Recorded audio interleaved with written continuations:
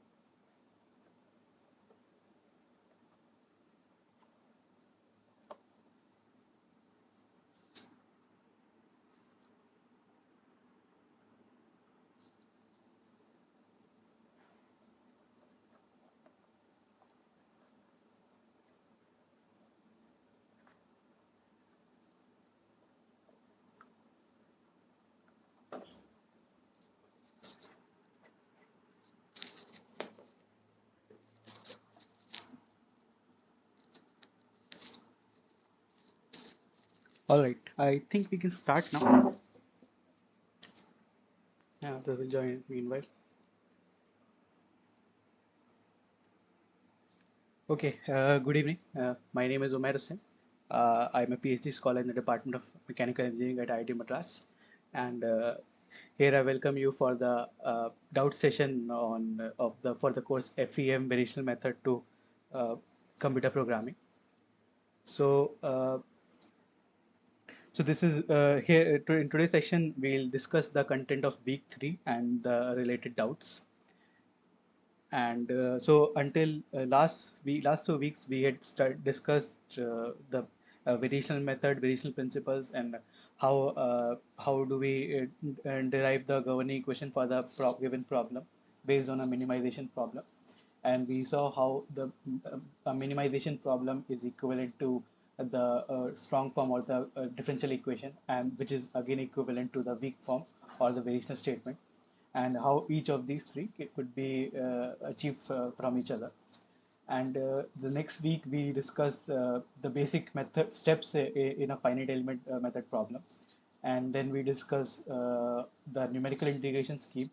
And so that's it for for last 2 week. Continuing the same discussion in third week, we start with a 1D bar problem.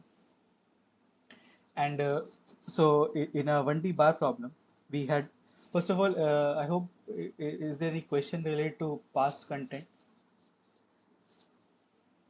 If there is any doubt, we can discuss it in the beginning.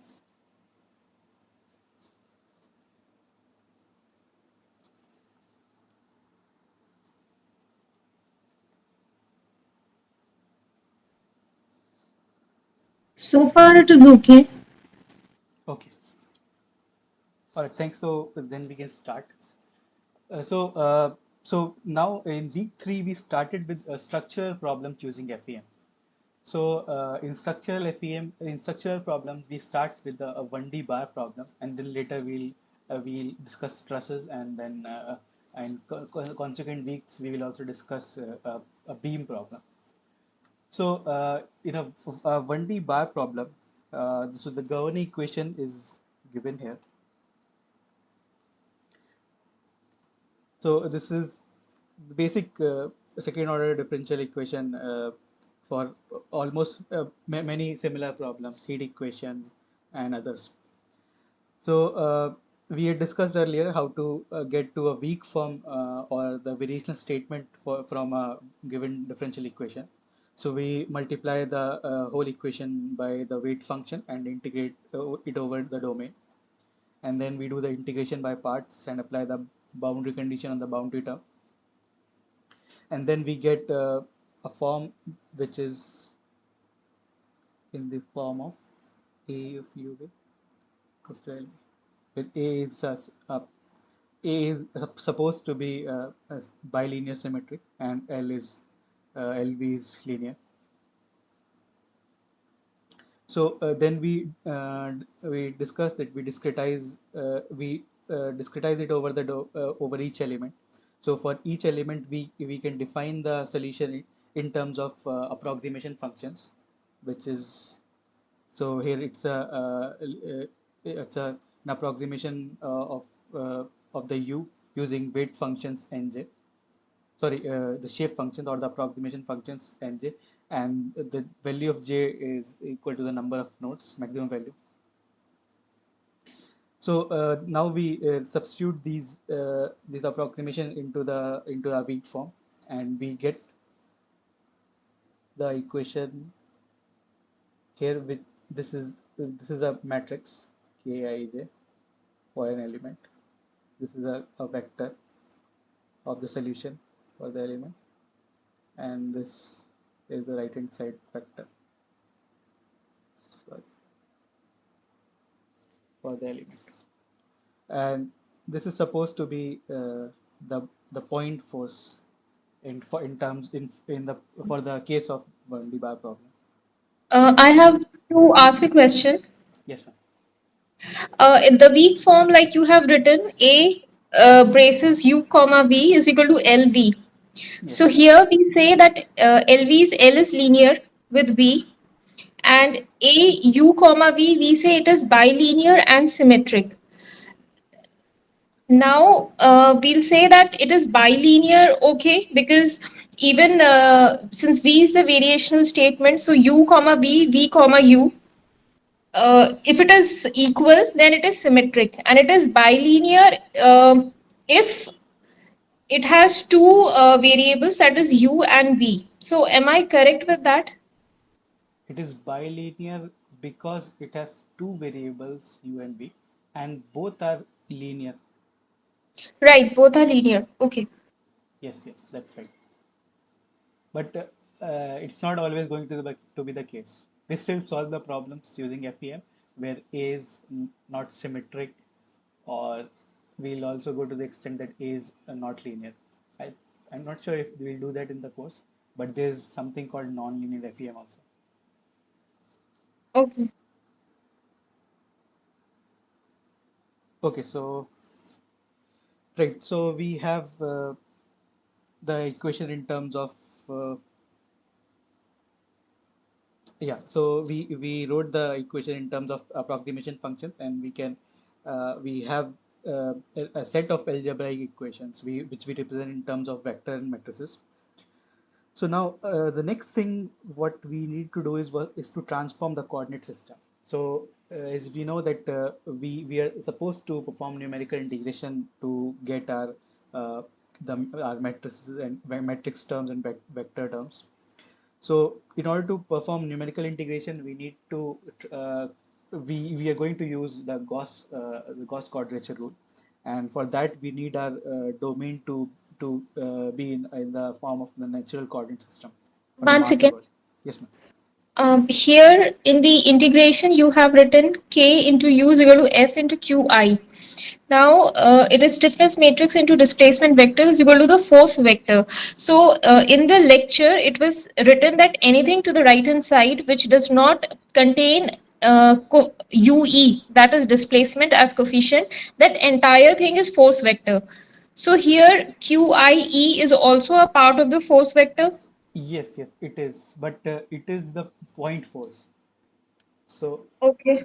evaluating Fi and Qi is different. That's why I had written them differently to distinguish between the two. But yeah, Okay. that is right. So the way we go about calculating it is different. So for Fi we have to perform the integration for each element, and for each node we'll get a value. For Qi we just see the boundary condition, add that particular force for corresponding to that node. That's it. Okay, so now for transforming coordinate system to perform numerical integration, we have to transform the coordinates.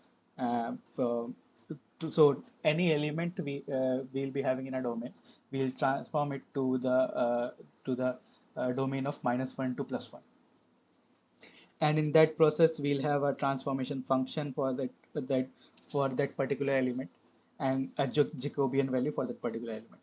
The transformation function that I have not written here, the formula for that is psi, where this is the coordinates of nodes, and these are shape functions. And the derivative of this function with respect to xi, the variable for the natural coordinate system, is the Jacobian. So that's all the information we need for each element, and to get the transformation and to evaluate the corresponding equation for each element. So after this, we'll have, so if in case of a quadratic approximation, say we have a 3 by 3 k matrix for an element, a 3 cross 1 vector for u, 3 displacement for each node, and a 3 cross 1 force vector. So that's the the equation for the element. So yeah, the that's one thing for, so we for each element we are going to repeat the same process, and the only thing that's going to vary for from element to element is the transformation function and the corresponding Jacobian. That's what we are going to give as an input for each element. So now the special some special case in for a bar problem is a bar with a spring. So if we have a spring at the end of a bar, uh, the we are supposed to get a force corresponding, if the bar would have some displacement at that end point where spring is attached. So due to that displacement, the spring will displace, and that would create a force uh, on the bar at that node.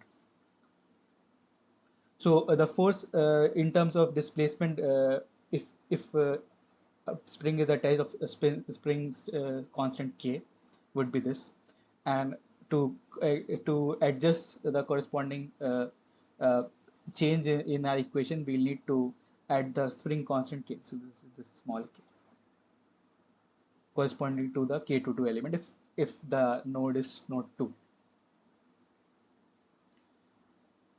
So no matter if it's on any end, we'll have to do the same thing. So another case, if the spring is between two bars or two elements of a bar, then again, so now the force due to spring is the function of two displacement of node 2 and node 3, and again corresponding to that, we'll have, so on element 2 we'll have a force minus of k times u2 minus u3, and on element 3 we'll have plus of k times u2 minus u3.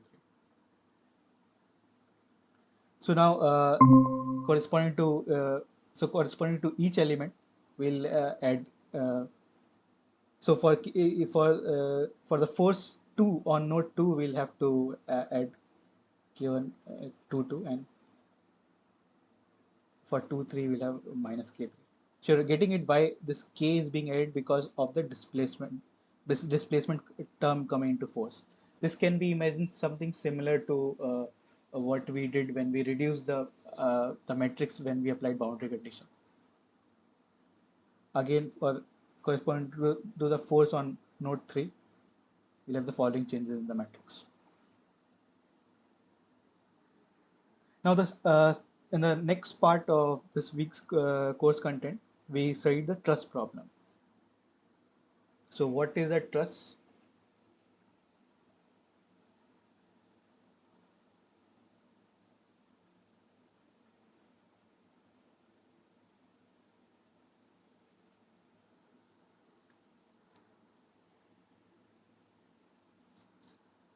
So, truss, as we discussed before, truss is it's a simple bar problem, but it's in 2D plane.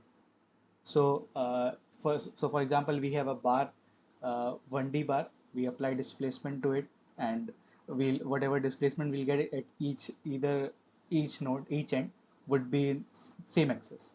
But if we keep this bar in a 2D plane, and we keep a system of these bar, one like this, other like this, and this, so we'll have displacement which would be in xy plane like this. So it will have components in x and y. So it's a little more complicated problem than a simple bar. So since it's physically in its core, it's a bar problem. So we'll have the same governing equation. We'll have the same weak form, same set of equations.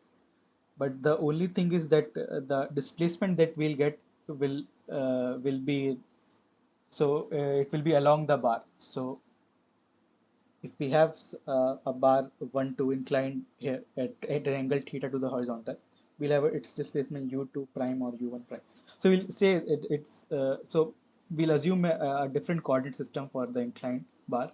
Let's say u1 prime and u2 prime, a prime coordinate system. And if we want to solve the equation in the prime coordinate system, we'll have the equation for that prime system, and whatever displacement we'll get will be in the prime system. So this displacement vector, whatever solution we'll get, will be in the prime coordinate system, right? So now how to convert it into our main xy coordinate system. So if we have this displacement u1 here, so if we break it into components u1 v1, uh, or if this node actually gets displaces u1 in x direction, v1 in y direction, then the so the displacement u1 prime can be equal to u1 cos theta plus v1 sin theta, and similarly u2 prime can be sum of can be we can get it from the u2 and y2 displacement using this formula. So now we can replace cos theta as by L and sin theta by M to get it easier. So now converting our u1 prime and u2 prime to u1 v1 and u2 v2, we need to perform this transformation. This, if we multiply this matrix, which is called Q, with our original displacement in x and y, we'll get a prime displacement, prime coordinate displacements.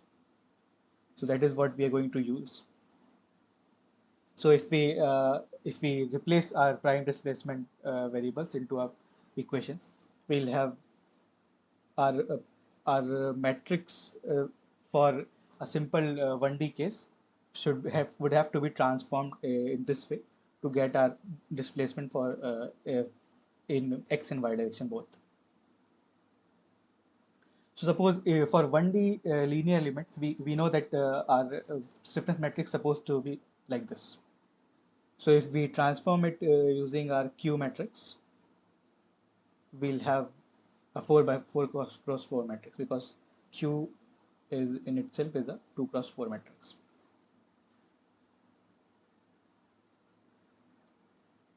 So it's this Q transpose would be 4 cross 2. This is again 2 cross 2, and this is a 2 cross 4. So finally we'll have a 4 cross 4 matrix. So this is how we get the K matrix, and similarly we can get the F matrix. So F can be calculated.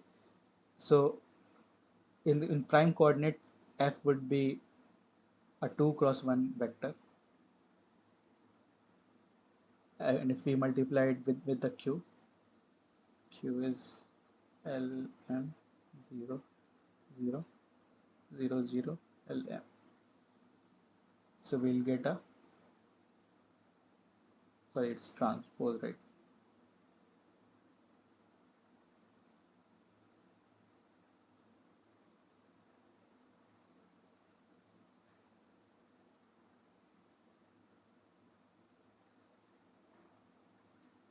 So we'll get a 4 cross 5.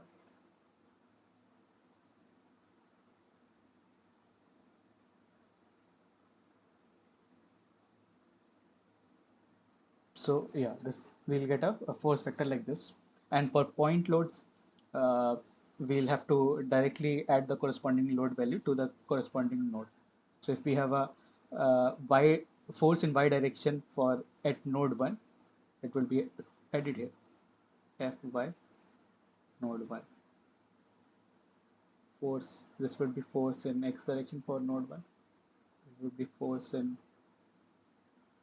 sorry, has to be added. It's not that force. This is in itself, it's a body force, but if we have to add point force, we'll add to these elements. X for element 2, y for element 2. And trust problem, we usually have point force only. We don't, I don't remember if we have any body force there.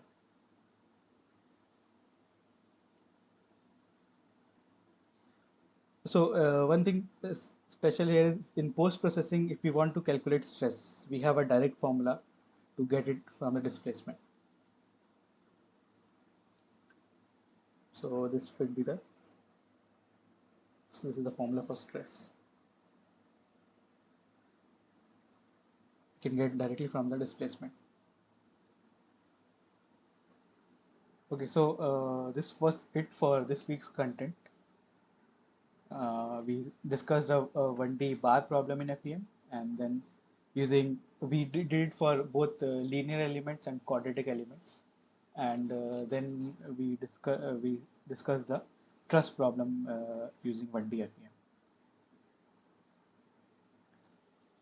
So if there is any question regarding that, we can discuss it now.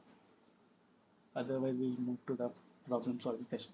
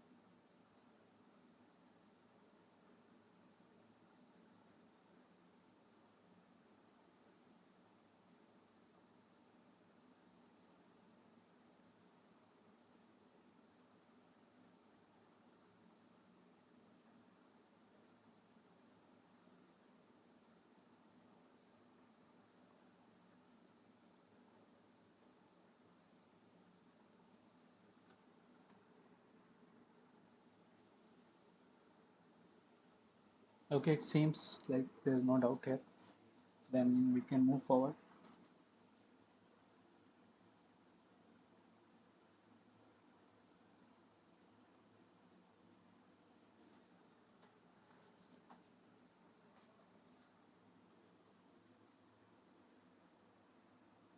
Okay, so we'll move on with the first problem.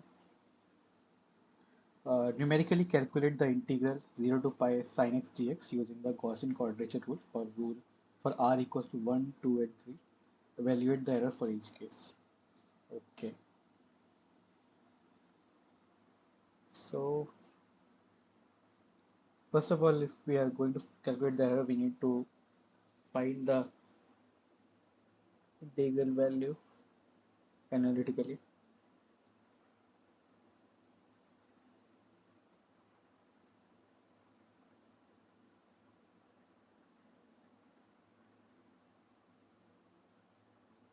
So integration of cos x sin x is minus cos x is equal to pi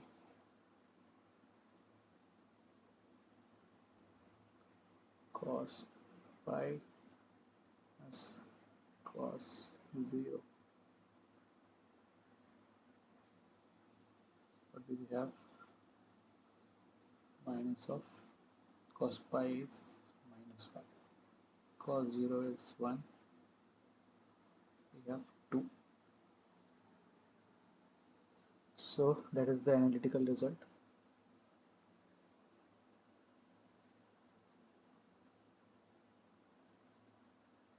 So we'll consider r equals to 1. So for r equals to 1, Gauss point is 0 and weight function is 2.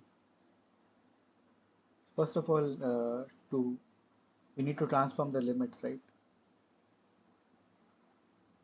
We have to find the transformation function.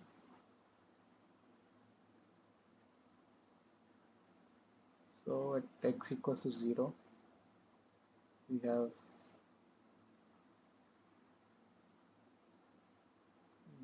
our xi should be minus 1, and x equals to pi, our xi should be plus 1.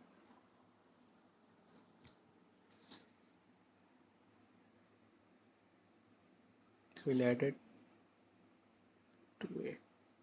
So a equals to pi by 2. So a equals to pi by 2, then b equals to a equals to pi by 2. So transformation function is pi by 2 plus pi by 2 zeta. That means pi by 2 1 plus xi.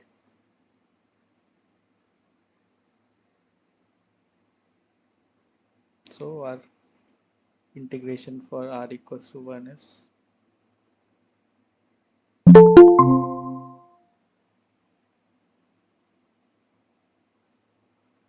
so we'll transform the limits from 0 to pi to minus 1 to plus 1, and sin x would become sin pi by 2 1 plus xi, and dx is would be dx by dz to dz. Dx by dz would be pi by 2.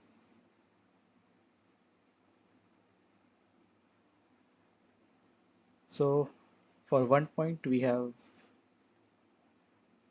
2 into sine pi by 2 1 plus 0 into pi by 2. That's right. Okay. Isn't it?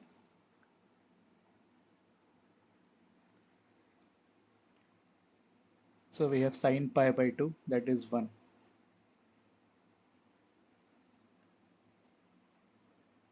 So that gives us I for r equals to 1 is. If there's any mistake, please let me know. Sine pi by 2 is 1 and we are left with only pi. So error in this case would be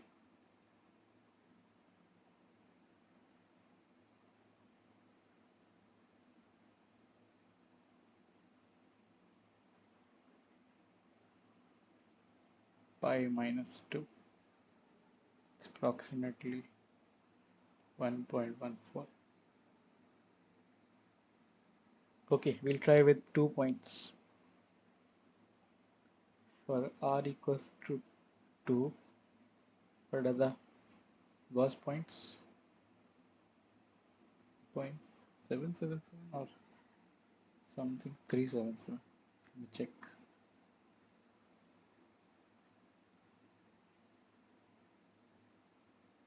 Does anyone remember this? It's 0.5773.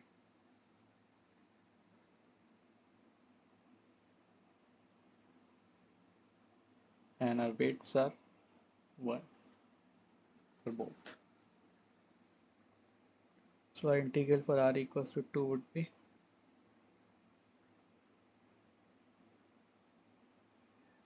pi by 2 sine pi by 2 1 minus 0.573. So 1 is the weight function plus again 1 is the weight function times sine of pi by 2 1 plus 0.5773. Okay, to I would need a calculator for this. Just a minute. Well, you can also try to calculate it.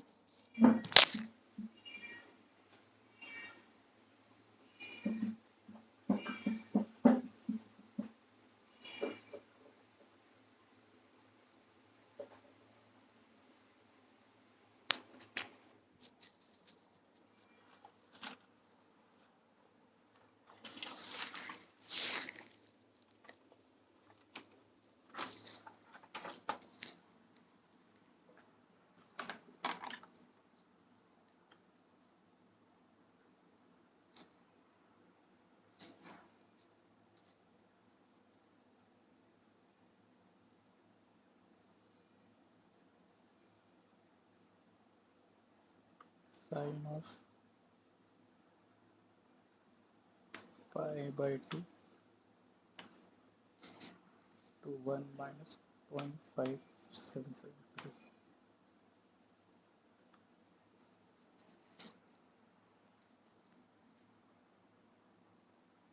That gives us 0.6162 mm plus gives us again 6162. So we are left with pi times 0.6162.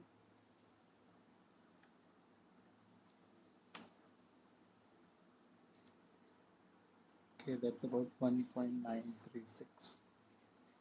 So now error for r equals to 2 is,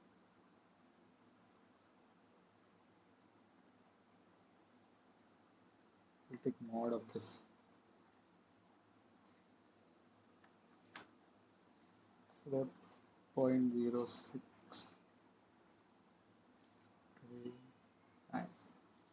So that's pretty close to the analytical solution.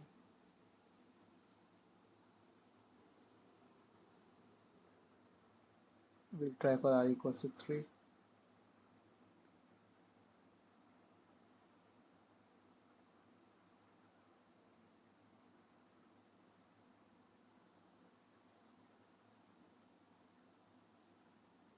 Seven, seven, four, five.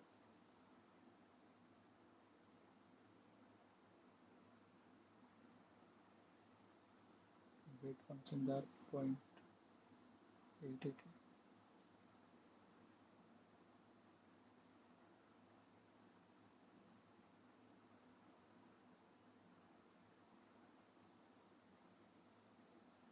So the integral would be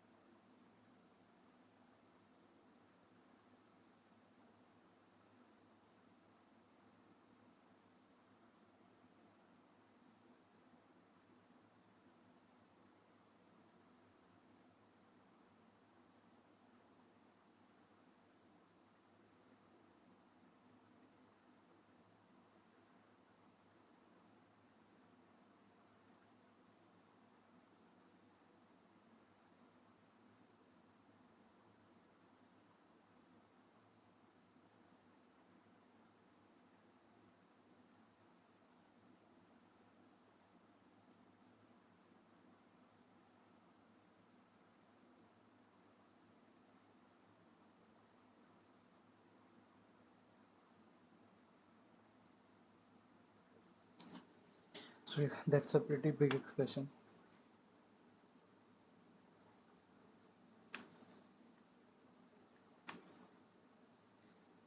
I'll quickly calculate each term.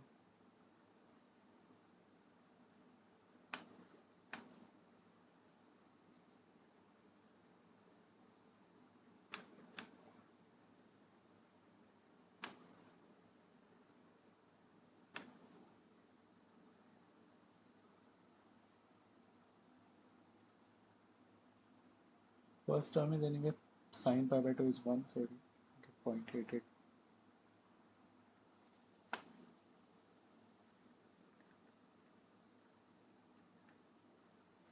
And we have 0.555 times sine pi by 2, 1 minus 7746 and 926.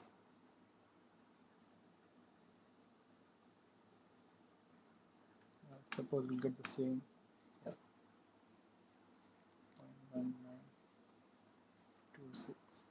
So we have pi times direct plus 1.274.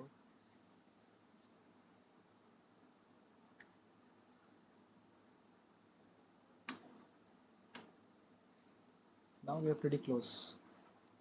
We have is equal to 2.0011. So error for r equals to 3 is 2.0011 minus 2.0011. So you see that is reduced to a grid level. If you take relative error, it would be too small. So for r equals to 1, we had a huge error. Then for r equals 2, it was quite small, and for r equals 3, it's very negligible. So if we'll keep on increasing the number of integration points, we can have as accurate solution as possible. That's the purpose of this exercise.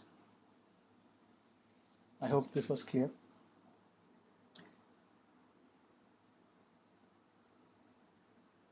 So now we have to find the Yes.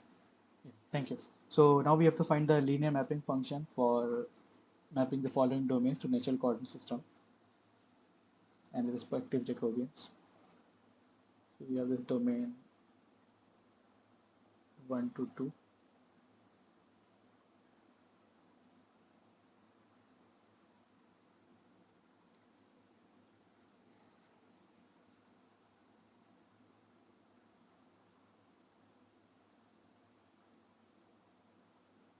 So I just directly use the shape functions. So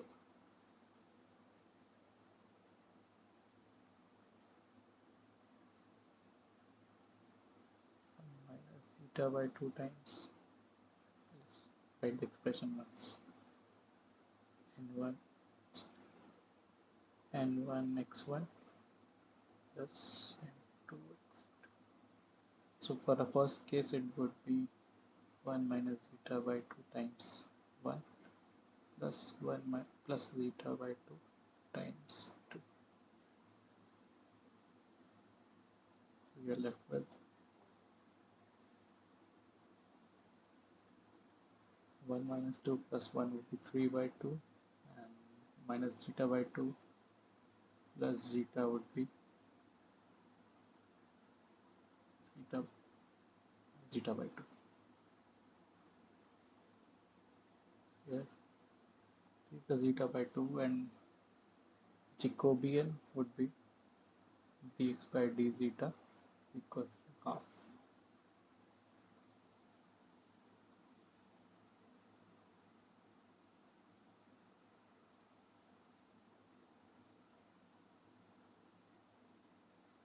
Okay.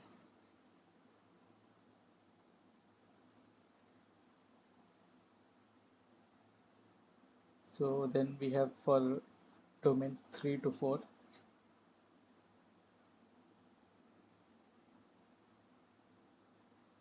we have approximation function as 1 minus zeta by 2 times 3 plus 1 minus zeta by 2 times 4.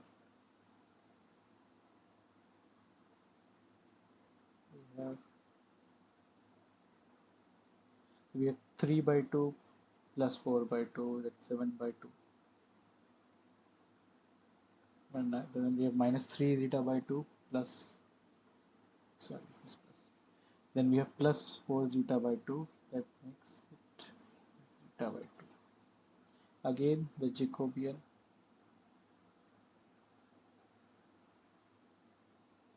would be half. For third element, x equals to 7 to 8 r. transformation function would be 1 minus zeta by 2 times 7 plus 1 plus zeta by 2 times 8. Again, we have 7 by 2 plus 8 by 2, that's 15 by 2, and minus 7 by 2 plus 8 by 2 is zeta by 2. Again, we have Jacobian equals to.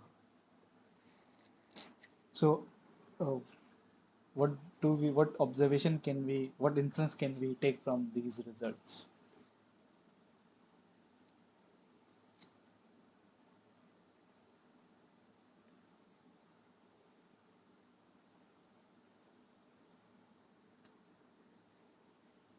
Anything particular here?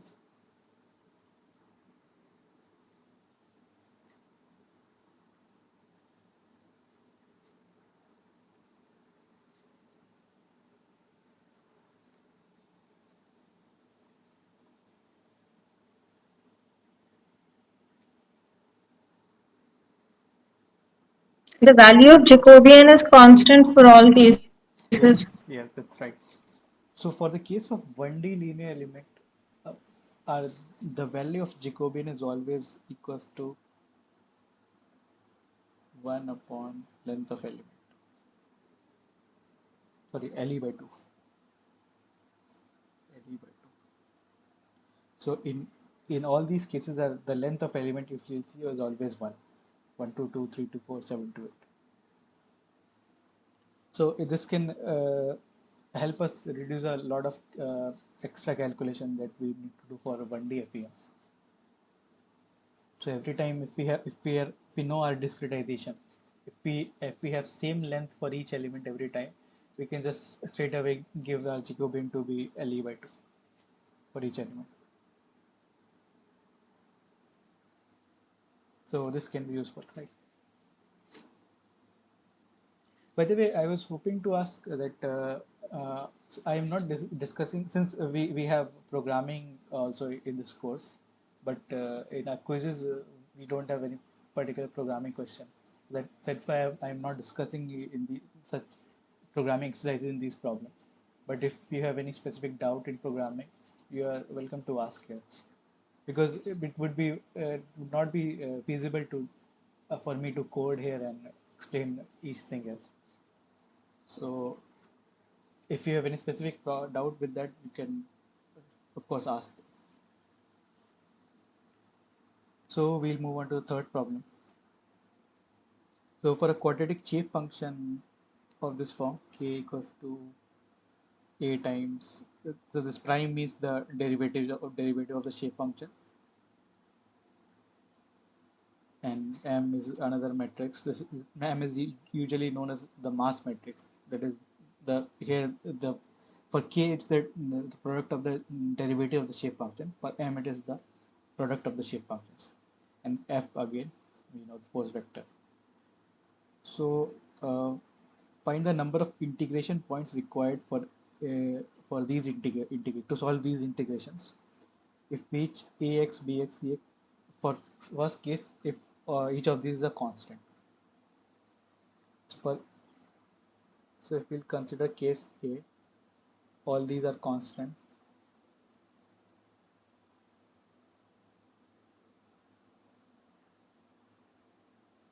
Then what would be the degree of polynomial of the integral k?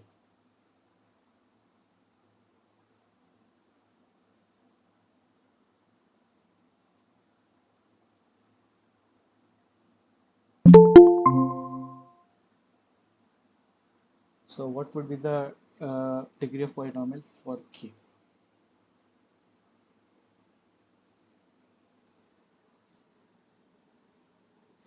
We have quadratic shape functions, and all the functions ax, bx, cx are constant.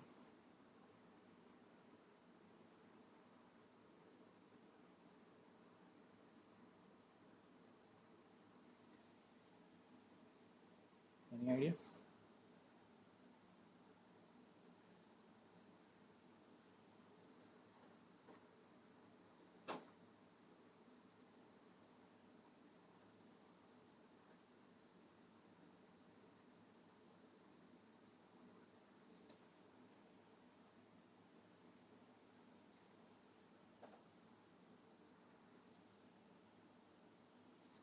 So for quadratic shape, what is the order of psi I or psi j?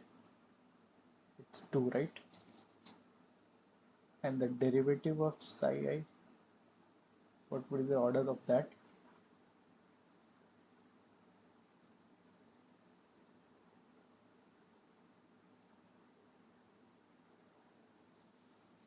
That would be 1, right? So we have order of this as 1, this also 1. Now ax is constant, this is 0. So what should be the order of polynomial for k? This plus this plus this. You have 2. Now if the order of polynomial is 2, how many Gauss points are required for to calculate the exact integration?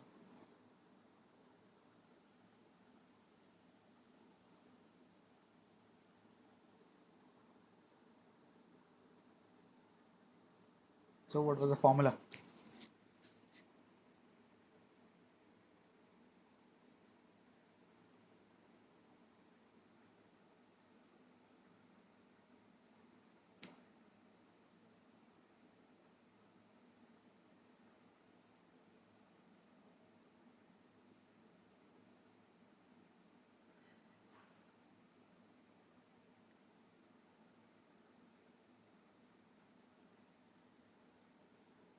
Any idea? Anyone?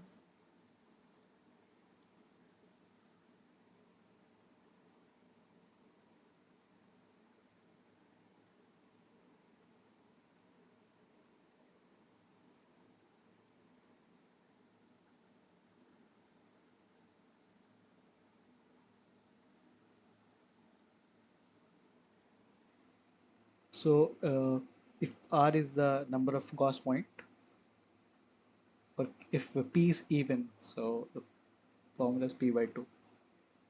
So for this case, we need only one Gauss point. Now what's the order of M? So order of this is 2, this is 2, and this is constant 0. So that makes it 4. This implies that R equals to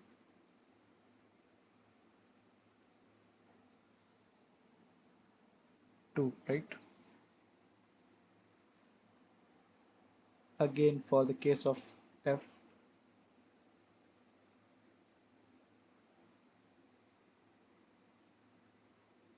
order of this is 2, and this is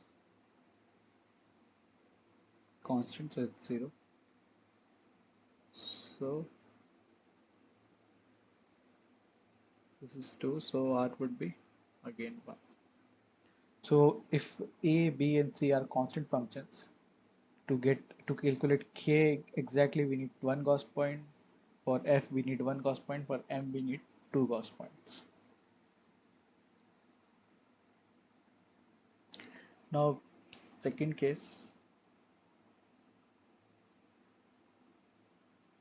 linear. All A, B, and C are linear functions. So we have order of K is 1 plus 1 plus 1, 3. So for the case of the odd order polynomial, what is the formula for R?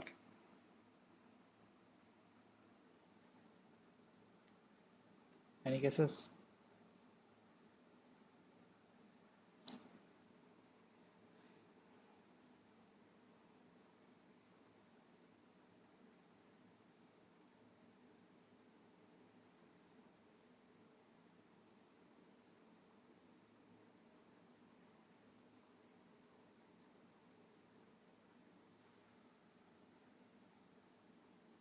Any idea, anyone?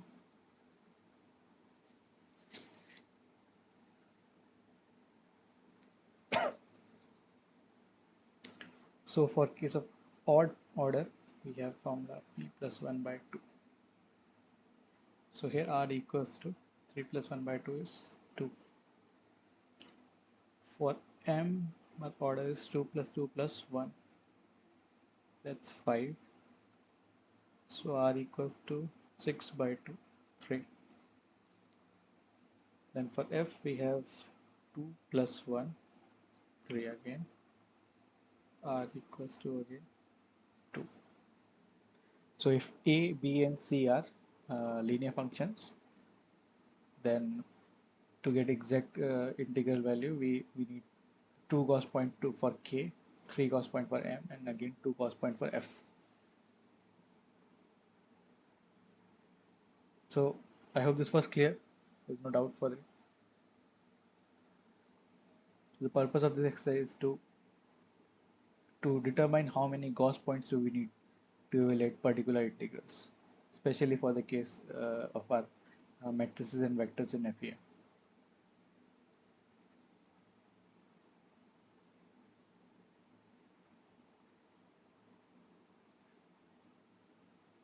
Okay, so this is an interesting exercise.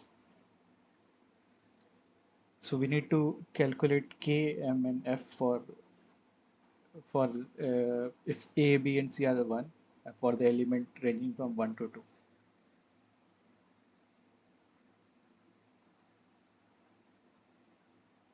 So we'll try to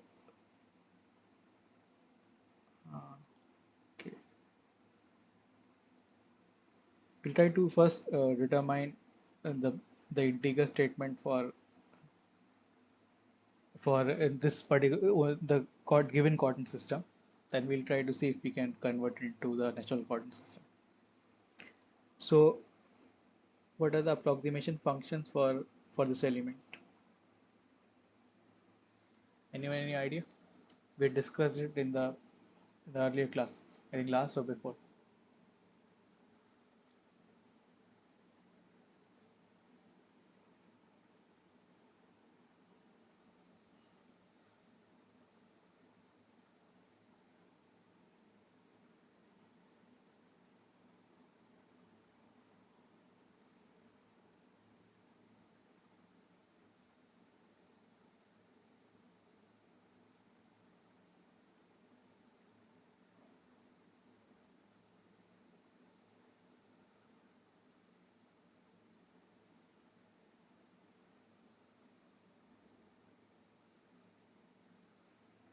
So the general formula for approximation function is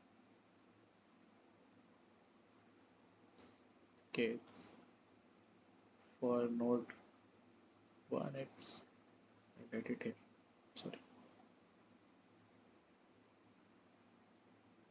x minus sorry x2 minus x2 minus x upon x2 minus x1. And for so here this becomes x2 is 2, 2 minus x upon 1, and n2 is x minus x1 upon x2 minus x1. So this becomes x minus 1 upon 1. So now derivative of this approximation function is minus 1 again, so it's this is plus 1.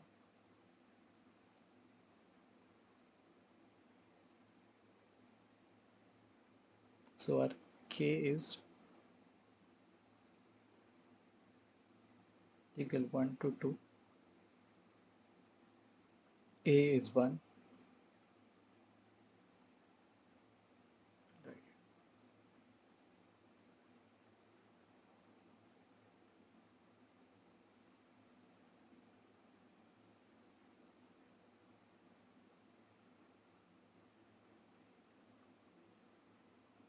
and a prime is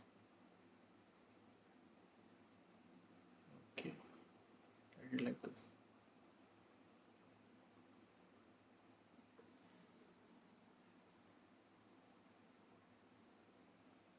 So for k11 we have minus 1 dx k1 2 equals to k2 1, we have minus 1 1 dx, and k2 2 we have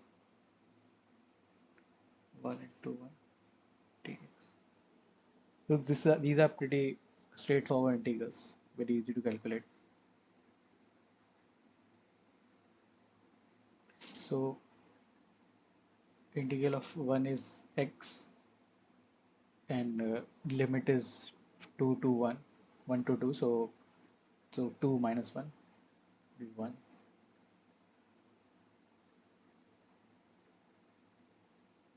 This would be minus 1, I hope. This would be 1. So if we'll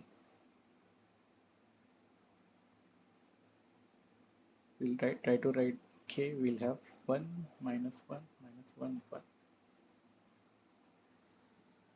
So can we verify if this is correct? If this is the same that we get when we transform the integration limit?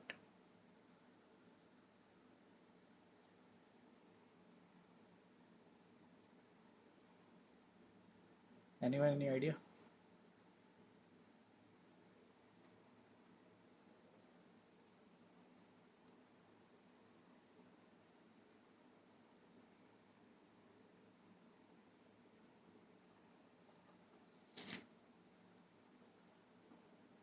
Can we verify this?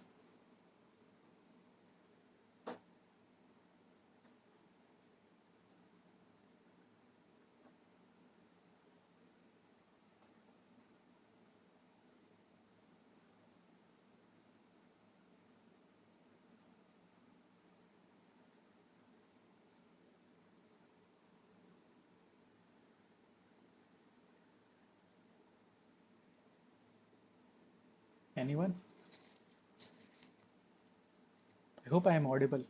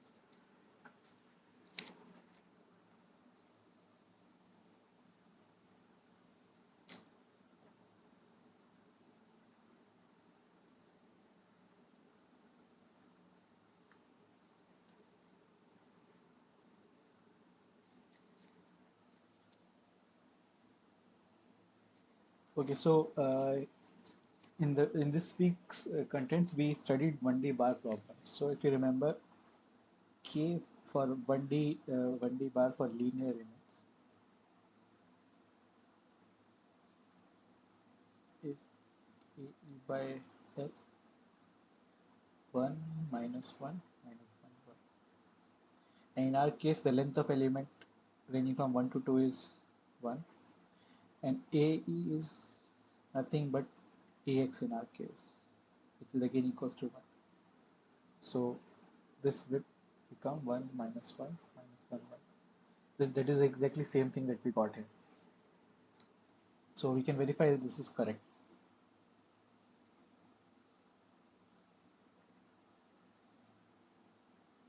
So now if you want to calculate Mij, we have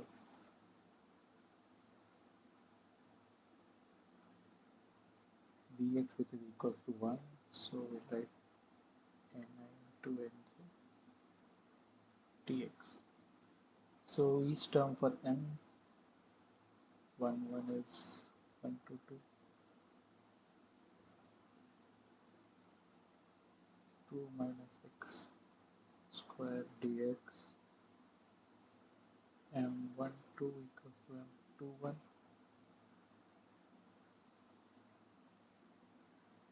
2 minus x, 2x minus 1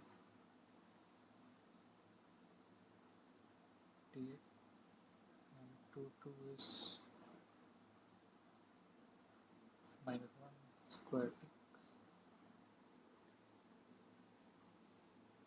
So anyway, we can evaluate this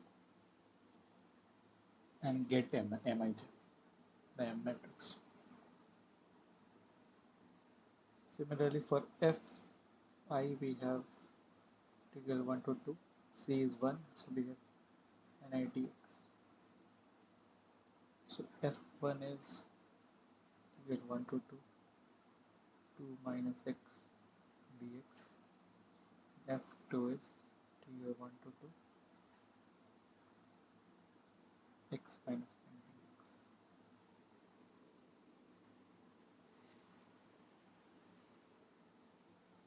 Okay.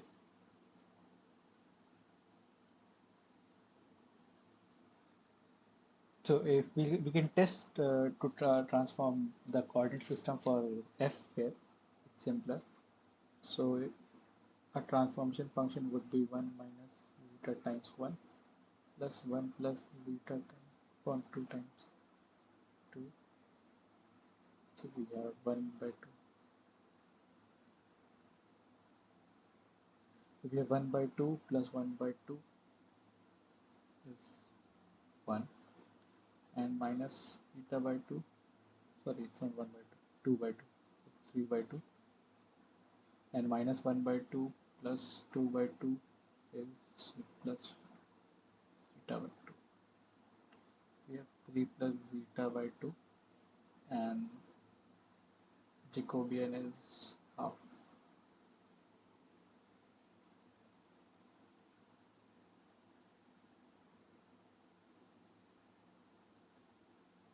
Okay, so we can check this for say k11.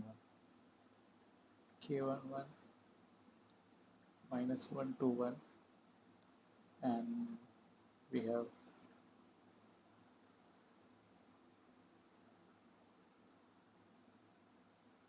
n1 prime times n1 primes and by dx.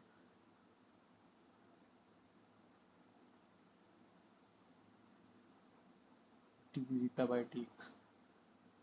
So that means 1 upon Jacobian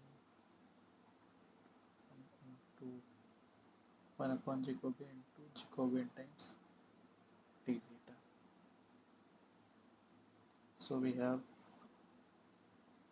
1, and n1 prime is minus half, minus half, minus half, and we have 1 by Jacobian is 2, and we have d z. Get cancelled, minus minus, that's plus, and we have half times theta in the limit minus 1 to plus 1, and this gives us 2. 1 by half into 2, we get k11 equals to 1. And we can check for k12 also. Minus 1 to 1, we have minus half into plus half times Jacobian, that is 1 by Jacobian, that is 2 times d z. Again we'll have minus half times zeta from minus 1 to plus 1, that gives us 2. We left with minus 1. We equal k21, and again k22 will have plus 1. So we can see in this coordinate system we'll also have the same matrix. Excuse me, can you please explain K11 again? Yeah, so k11 is k11, if I'll try to write it clearly, k11 is supposed to be 1 to 2 dn1 by dx dn1 by dx into dx. So if I try to transform the coordinate system to minus 1 to plus 1, this will be dn1 by dz dx, dn1 by dz again, dz by dx, and this dx by dz into dz. So this is 1 by Jacobian, this is 1 by Jacobian, and this is Jacobian. So we'll be left with minus 1 to 1 and 1 prime, that is derivatives with respect to z, and again n1 prime into 1 by Jacobian time t psi. So n1 we know is 1 minus zeta by 2. Its derivative would be minus half. So minus half into minus half, that's plus 1 by 4 multiplied by 2 is 1 by 2. If we integrate, we get 1. Okay.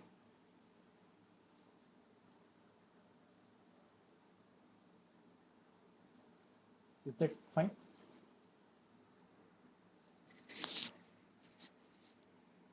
Yes, it's okay. Okay. So I hope we can move forward then. So next problem is they have to calculate the following integral using 3-point Gauss quadrature rule.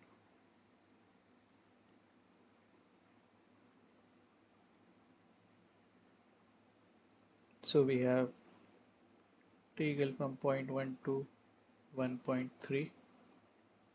First we transform it to minus 1 to plus 1. Transformation function would be 1 minus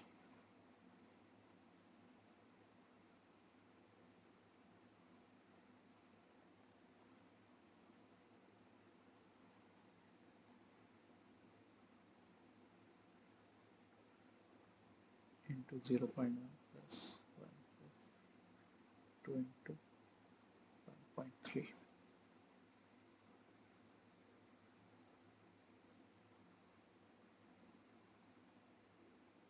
So we have 10 by 2 plus 13 by 2, 23 by 2.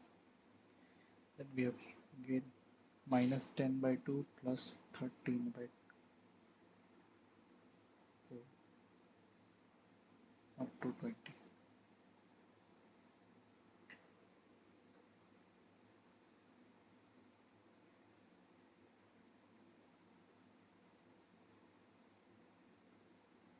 So it's 1 by 10.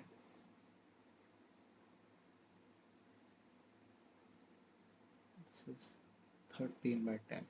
So it's 1 by 20 plus 13 by 20. It's 14 by 20. Then it's 1 minus 1 by 20 plus 13 by 20. 12 by 20 psi.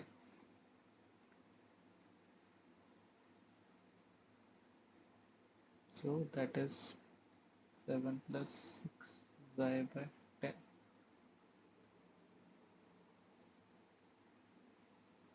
Hope that's correct. So our Jacobian is equals to 6 by 10 or zero point 0.6. So this is equal to the length of element by 2.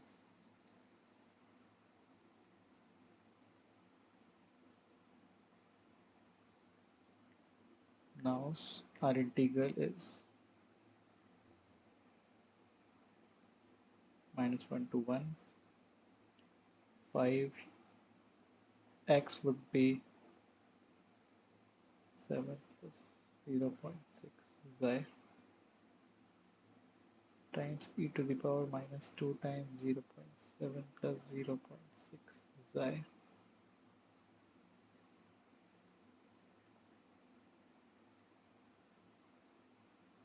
Then we have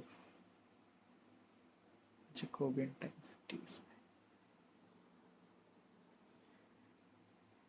So Jacobian is 6 by 10 or 0 0.6.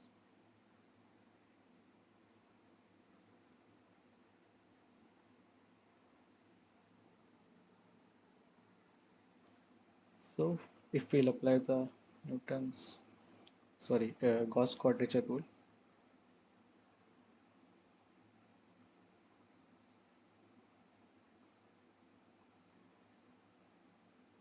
we have 0.888 times this whole function at 0.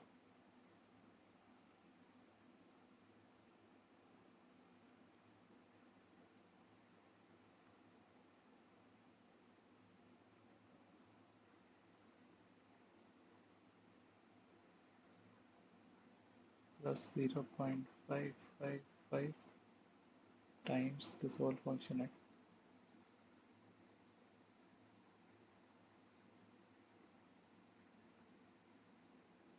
So what's the other was 0.7746.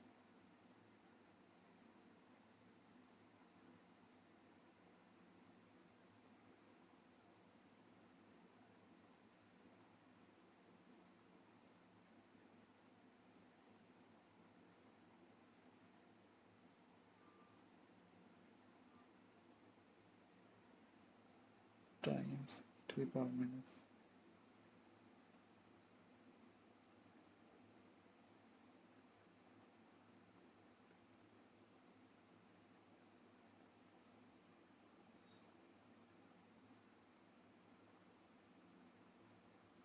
and again we have the same weight function.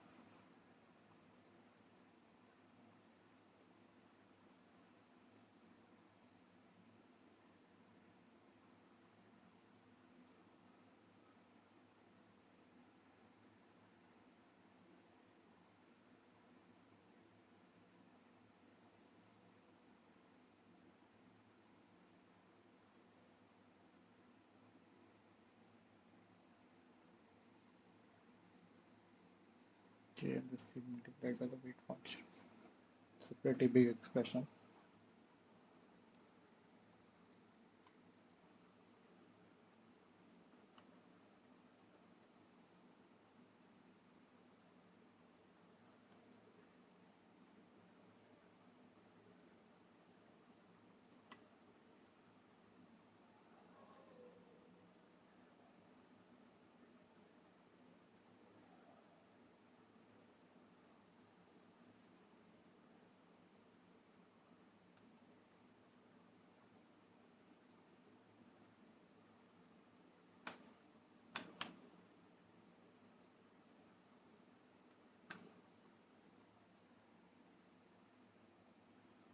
We get 0.46 here. The next term is 0.555 times 5,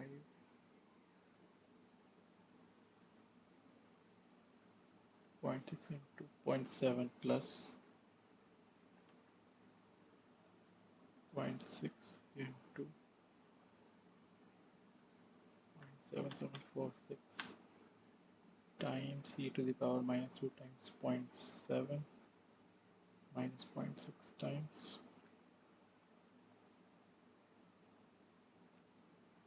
0.7746.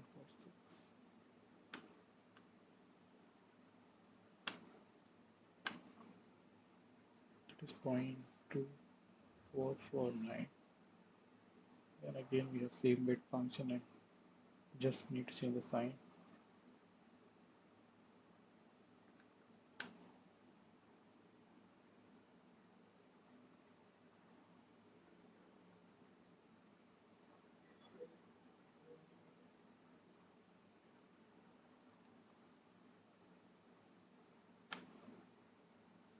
This is 0.188.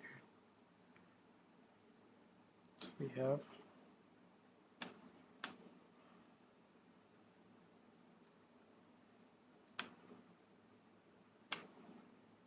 so 0.8938. So this is the value of this integral using 3-point Gauss quadrature. I can check this using calculator.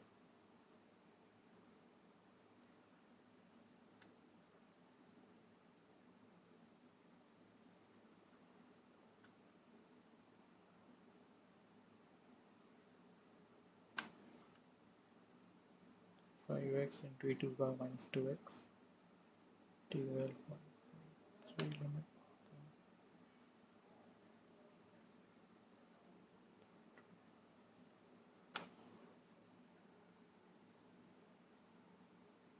Okay, so I checked with the calculator and the analytical value for this is 0.893865. So we've got pretty close value using 3 points.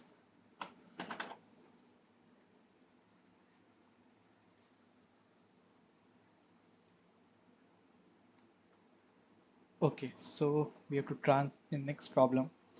We have to transform the stiffness matrix for four nodes into condensed form if value of solution is known as first node.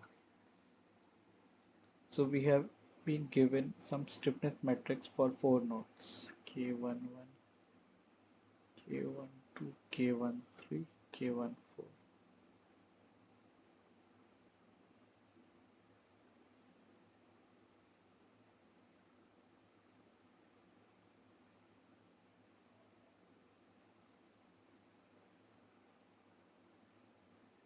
So I leave out that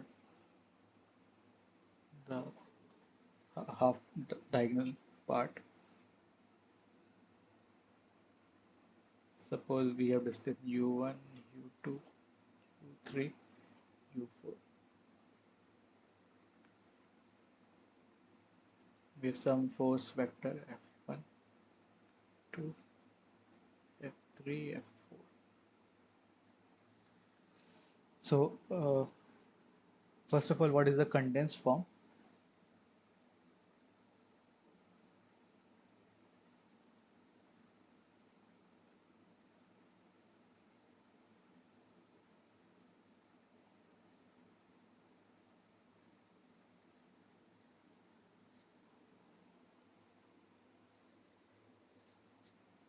So if we when we apply the Dirichlet boundary condition, that is where the value of one of the displacement is one of the solution, the node the solution if one of the nodes is known, we just we remove that equation.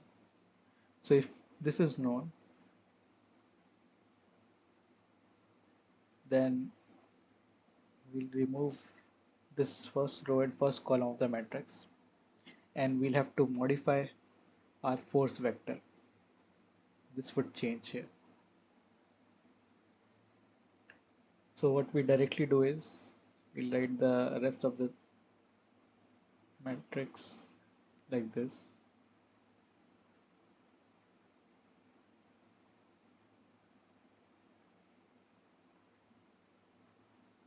and we write our unknown nodal values of the solution.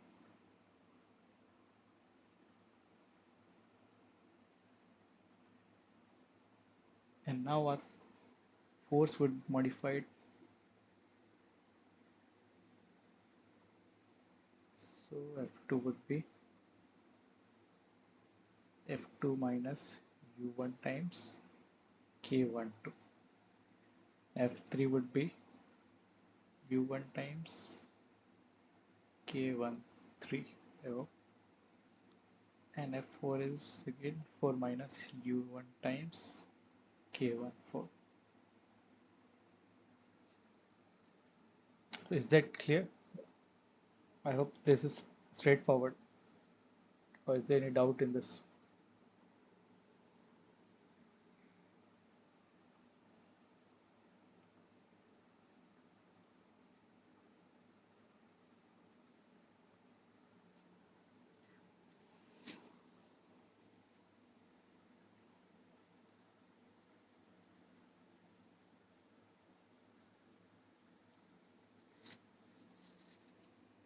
So if this is clear, then we can move forward.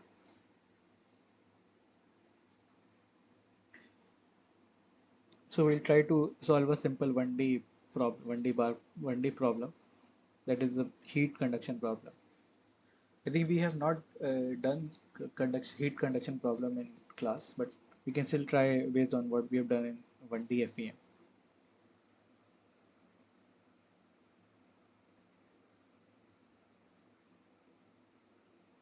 So we have a 1D bar of length 1 meter. So we have a fixed temperature here, T equals 50 degrees Celsius, and the other end is insulated. So insulation means there's zero flux here.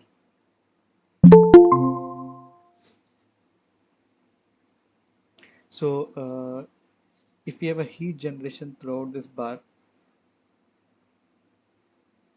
of 5 watt per meter and thermal conductivity of this bar kappa is 10 watt per meter Kelvin.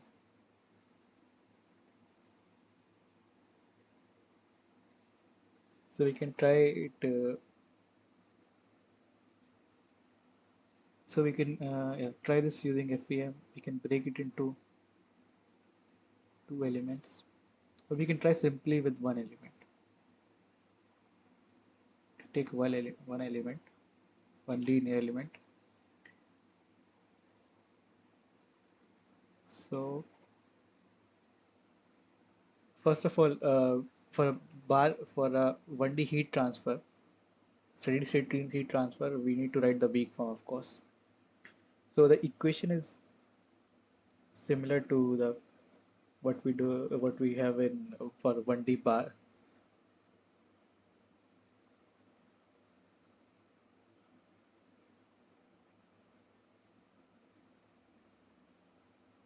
So this is the heat generation term.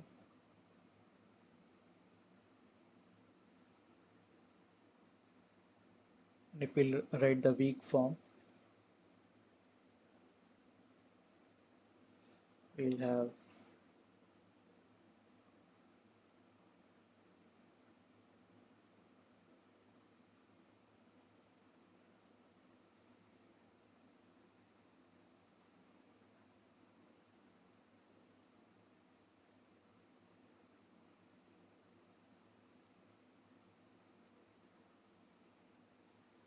thus we have some boundary term if it's there. So we'll try to find Kij. So we have an element 0 to 1. If we'll assume linear shape functions, we have d ni by dx. Kappa is 5. Then we have dnj by dx to dx. So if we'll take so n1 would be, if this is 0, this is 1, n1 would be 1 minus x, n2 would be x, because it's x minus 0 by 1. So we have n1, the derivative of n1 is minus 1, derivative of n2 is plus 1.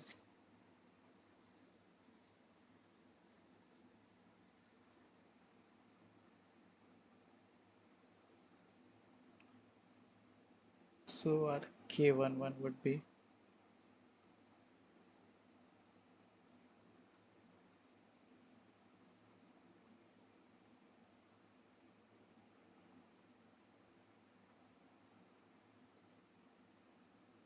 the derivative of 1 is minus 1, 5, 1 dx. So we have, sorry, it's minus 1. So we have this 5 times minus 1 into minus 1 is plus 1, 0 to 1, it will give us 1. So we'll have 5. So again, if you see that for 1 to also, 2 1 also, you will have minus of 5, and for 2 2, you will have plus 5. So you will have something like what we had for 1D bar. K matrix would be 5 times 1 minus 1 minus 1 1. So we are out of space here.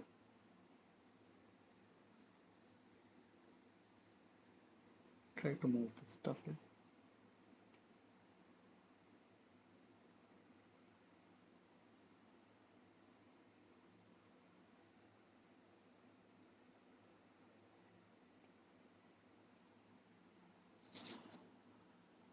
Then for sorry,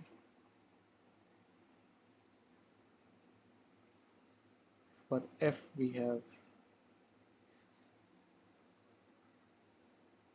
sorry, thermal conductivity is supposed to be 10.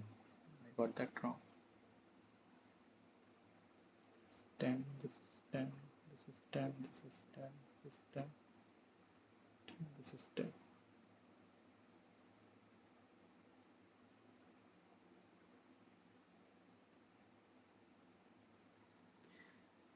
Fi is 5 times Nitx. So F1 is 0 to 1, 5 times 1 minus x times dx. We have 5 times x minus x square by 2, 0 to 1, which is 1 minus 1 by 2 is 5 by 2. F2 is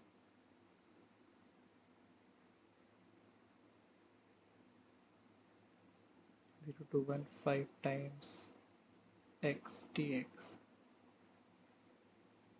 5x square by 2, 0 to 1, again 5 by 2.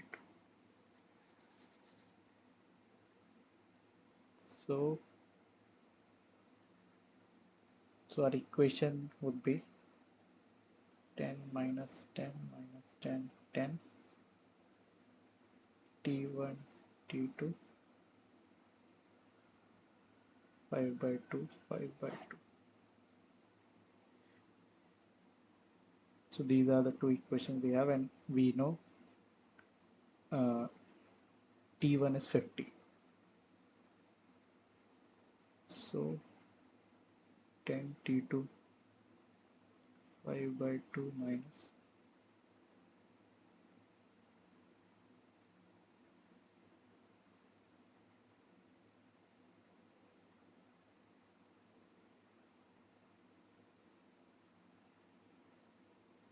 T1 times minus 10.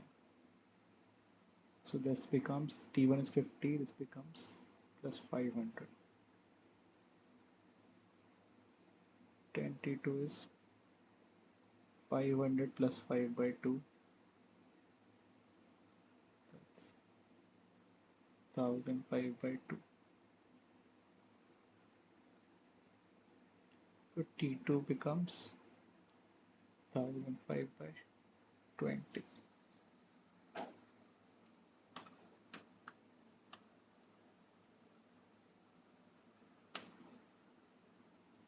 It's around 50.25. This I think makes sense, this result. So this is how we can solve a 1D FEM problem using a single element only, the given boundary condition.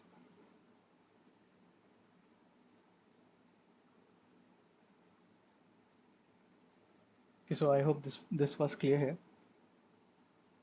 We can move on to the next problem.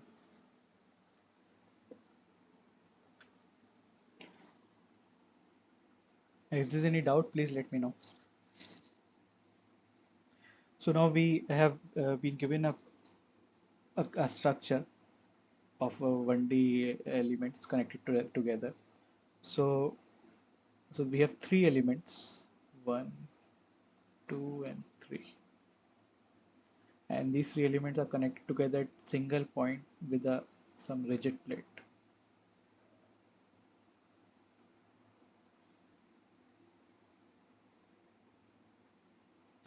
So ultimately, what we have to do is we have three elements. We have for each element we'll have two equations respectively for say 1D linear elements. So now we have to find the global matrix for that. And so at this plate, the displacement for each of the three elements would be same. Supposed to be. So we have total. So the displacement at any point in this plate would be same for each of the three elements. So total we have four nodes. So our global K would have would be 4 by 4 matrix.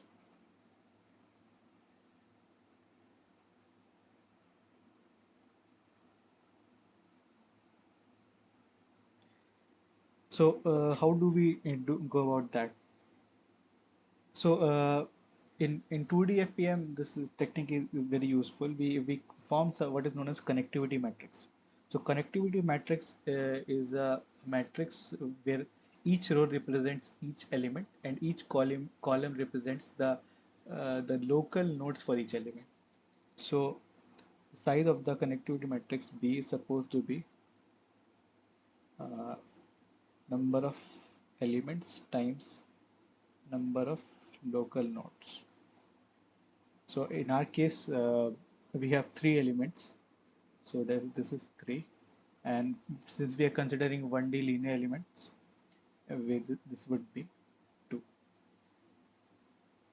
It's supposed to be getting a 3 by 2 matrix. So since I said each row corresponds to each element and each column represents each local node. So we start with element 1. So for element 1, we'll consider this as the local node numbering. So what we'll fill in for each element in the connectivity matrix is the global node number. So for element 1, the local node is the global node 1, and the local node 2 is the global node 3. And for element 2, we'll consider this as local node 1 and this is local node 2. So we have for element 2 we have local node 1 as global node 2 and local node 2 as global node 3. And for element 3 we have this as local node 1 and this is local node 2. So this we have 3 and 4. So when we are filling the uh, when we are filling the global node, the global matrix, we check the connectivity matrix to get the contribution from each element's equations.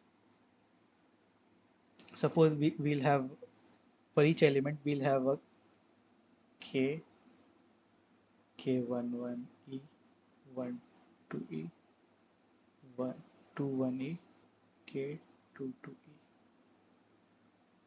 So e where e can be we can replace e for each element. So each element will have two local nodes. So we'll have a 2 cross 2 element matrix. So when we're filling this, so for element for node global node 1 we have contribution from element 1 only. So the global node 1 is present only in element 1. So we'll have contribution from k11 and element 1. So again 1 2. So now when we're filling the position of our 1 2 element, we'll have to see if 1 and 2 are connected in any sense in any element. So we'll check the connectivity matrix. So we'll check each row if in any row both 1 and 2 are present. So we see that none of the rows both 1 and 2 are present. So this entry would be 0. Now to fill 1 3, we'll have to check each row if 1 and 3 are present together. So we'll see for element 1 1 so for element 1 both 1 and 3 global nodes are present. So 1 3 would be the Just a second. yes ma'am.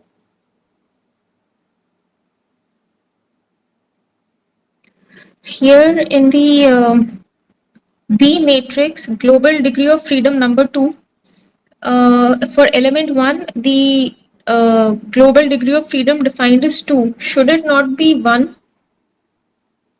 For element 1, which is this, uh, we check. So Yes. when we discretize the our system into different elements, we specify local node numbering for each element. When I write this one here and this two here, these are local node numbers. So in element 1 there is no global node 2, Okay. right? So that's why we have global node 1 and 3 for element 1. Okay. So that's why this is 0. Now, Okay. 1, 3, we check if we have 1 and 3 together in element 1, in any element. So we have in element 1. So the for element 1, the numbering 1, 2 represents the global node 1, 3, right? And again, we check for 1, 4, Okay. which, yeah. So 1, 3, we don't have any contribution from any other element, right? Only from one element 1. So 1, 4, again, we don't see any connection. We have this 0. So for now, I'll fill only the one upper diagonal part to make it more easy. So now we check for 2, 2. 2, 2 is of course its connection with itself. So 2 is found only in element 2. So we have, and 2 is the local node 1 of element 2. So the superscript represents the element number, and the subscript represents the local node number. So 2 is the local node 1 in element 2. So we have K1, 1 of 2. And then when we are filling 2, 3, 2, 3 is present in element 2. And that is 1, 2 of element 2. Now 2, 4 again is absent. We have 0 here. Now 3, 3. So 3 it itself is present in 3 elements. So we have a lot of contribution for K33.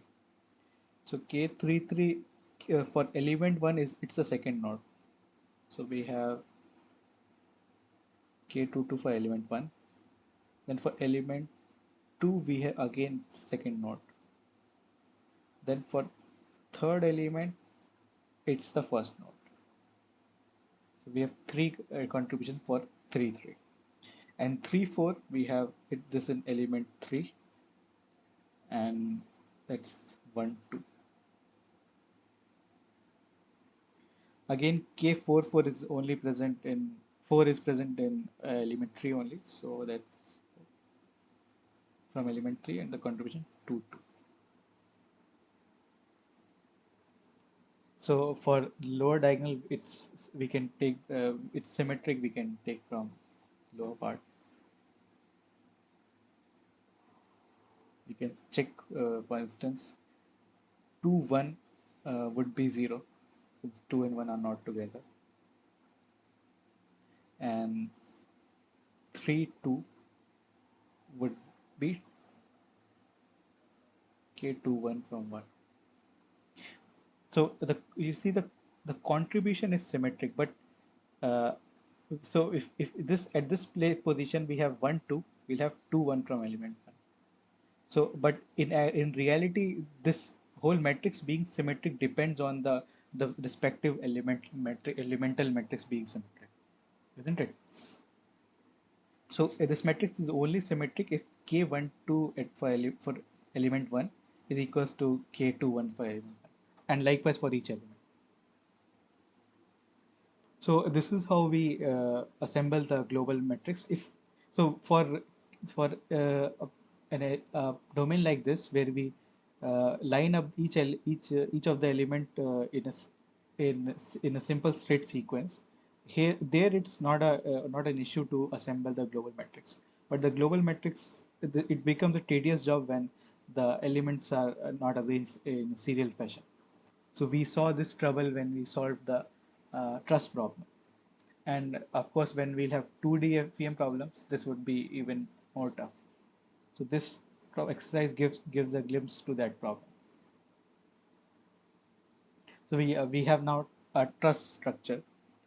So here we can do the same thing. We have so I'll number each of these nodes on my own. So say this is 1, this is 2, this is 3, this is 4.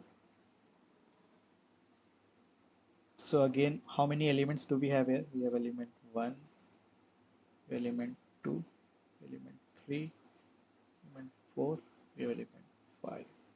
So we have a lot of elements here. And again, for each element, we have K11, K12, K21, K22. And what would be the size of our global matrix?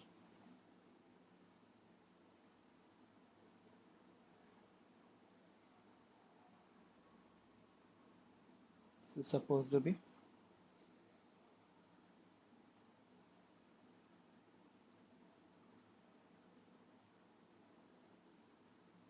4 by 4, right?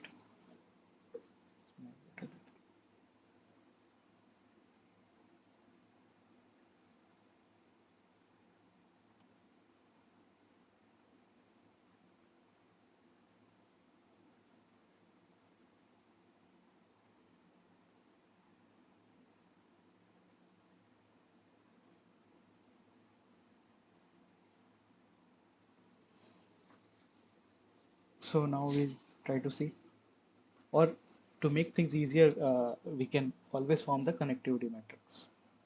So we have now 5 elements. So we have a 5 by 2 matrix.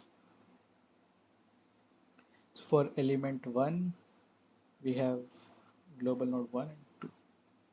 For element 2, we have global node 2 and so it's on us how are we giving the local node number. This is I'm giving this as 1 2, this as 1 2, this as 1 2, this as 1 2 4 5, and this as 1 2 4 4. So we have for element 3, we have 1 and 3. For element 4, we have 3 and 4. For element 5, we have 1 and 4. A large number of elements here. This is going to be tough. So first we'll have to fill the entry 1, 1 comma 1. Can someone tell me what all contribution would come in 1 1?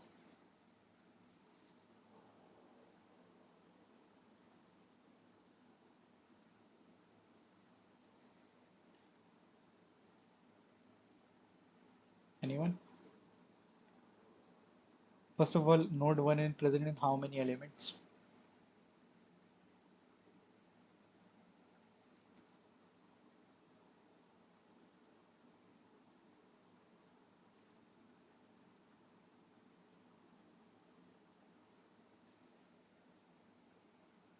Anyone?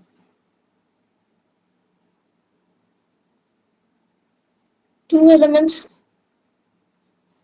So we have which of the two? Which two elements? It is element 1 and element 5. What about element 3?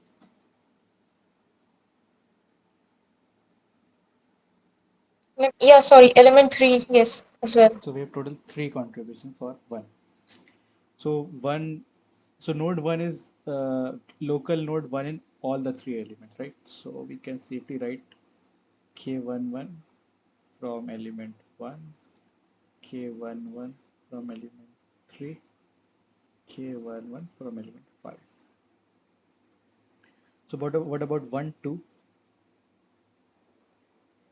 Combination 1 2 is present in any element.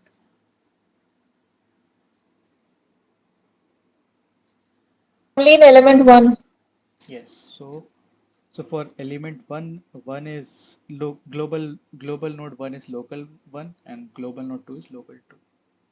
You can write 1 2 for 1. And again 1 3 is it present in any element?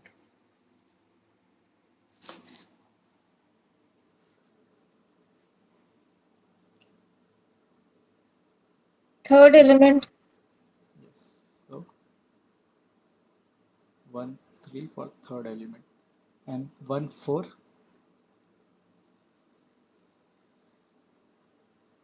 1 4 is present in element 5, right? Fifth element.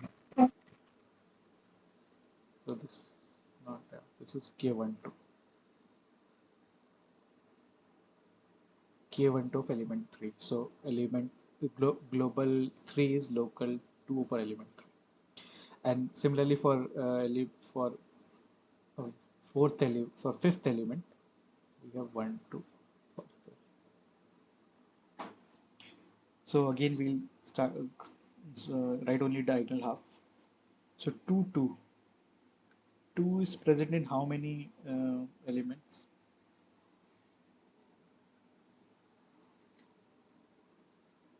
So we'll see 2 is part of two elements, element 1 and element 2. And for element 1, 2 is the second, element 1, 2 is the second local node, so K2 to 1. And for element 2, it's the first node, so K2 1 1. Then for K2 3, 2 3, is it present in any element? It's there in second element. So this 2 3 is the second element, and this K1 2 of second element. 2 4, is 2 4 present in any element?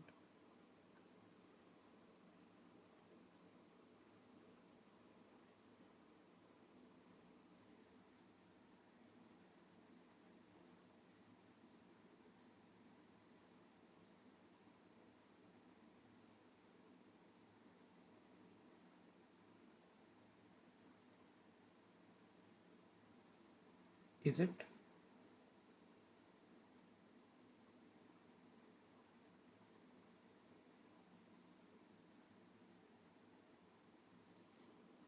So you'll see none of the element, in none of the element 2 and 4 nodes are connected, so they are very far apart. 2 is here, 4 is here, so we have zero contribution. They are not common into any element. Now we write 3 3. So 3 is part of how many elements? It's part of three elements: element 2, element 3, element 4. So for element 2 and 3, that's the, for 2 and 3 it is the second, yeah, 2 3 it's the second node, second local. But for 4 it's the first local node. And 3 4, 3 4 is there in fourth element, and it's 1 2. Now 4 4, 4 4 is part, 4 is part of two elements, element 4 and 5. 4 and 5. And then for element 4 it's the second node, and again element 5 it's the second node. So that's how we get the 4 4 of the global matrix. Alright, similarly we can write any diagonal term. 3, if we can try to write 3 1. 3 1, if you'll see, would be have contribution from element 3 only, and it would be 2 1 from element 3. Okay,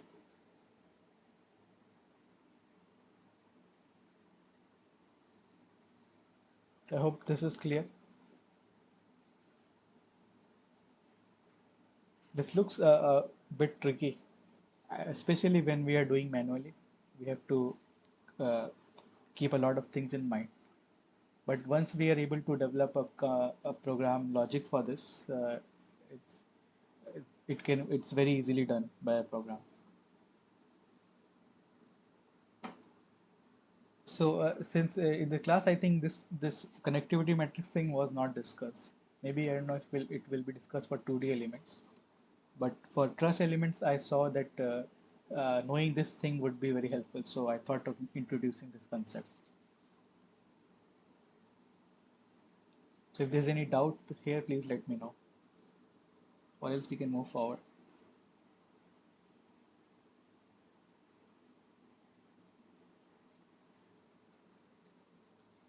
So we have a unit size truss element with Young's modulus 200 GPa. The displacement vector is v 0.001, 0.002, minus 0.001. Find the stress in the truss element if the element is inclined 30 degree to the horizontal. So we're giving a truss element.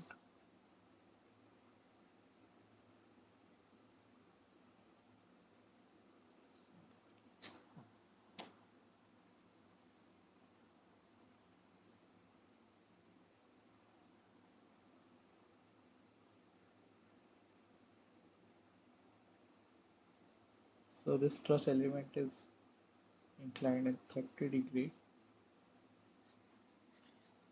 and we have displacement value here.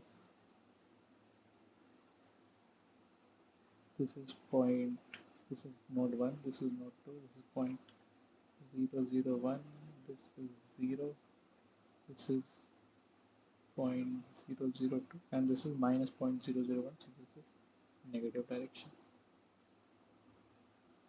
So I'll just keep that on by default, keep the minus sign on. So we need to find the stress. So as we know that stress is Young's modulus times strain, and strain is u2 prime minus u1 prime upon length of element, which is 1. So we did learn a transformation, that we had a formula for that, 200.1 into, was it minus L minus M, L and M times this vector.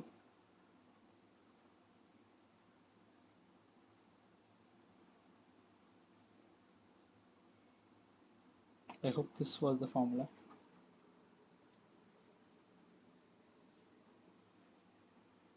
Let me just check.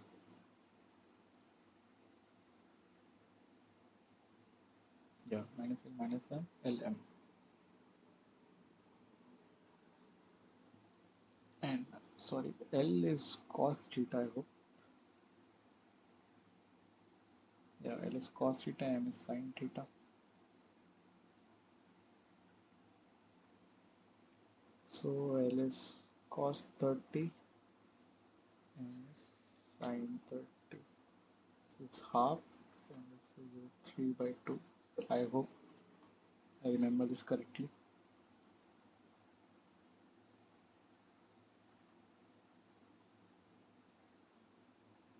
So L is 1 by 2. So we have stress equals to 200 times minus root 3 by 2 into 0.1 minus half to 0 plus root 3 by 2 into 2 plus half, sorry, minus of 0.001. So I'll just use a calculator to quickly evaluate this.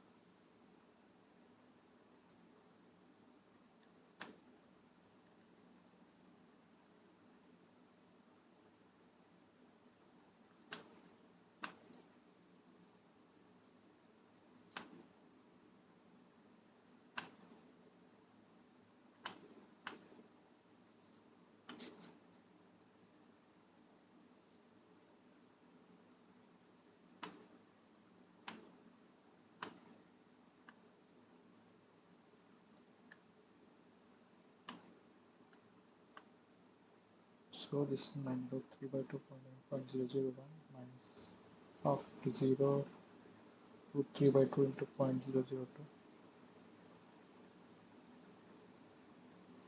minus half into 0.001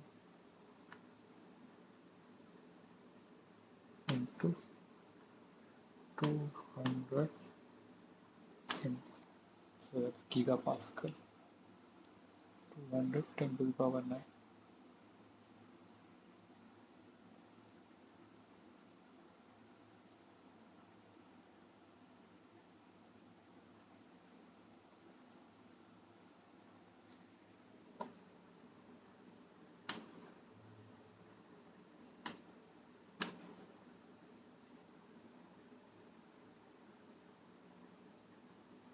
So that's about 73.2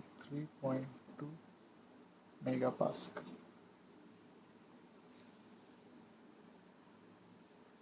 Okay.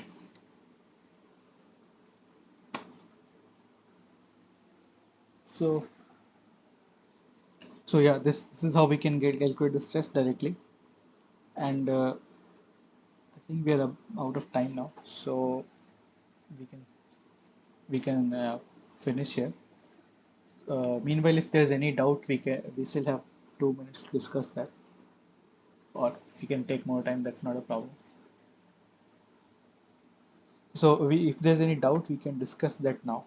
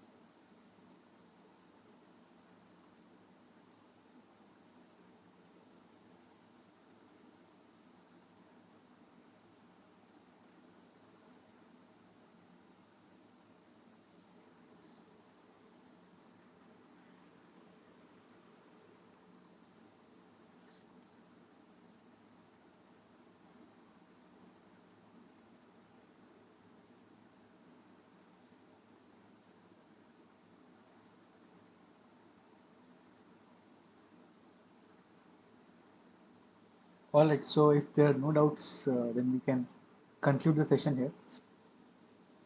So you can leave the meeting. All right. So we'll meet again next session for week 4. So okay. Goodbye.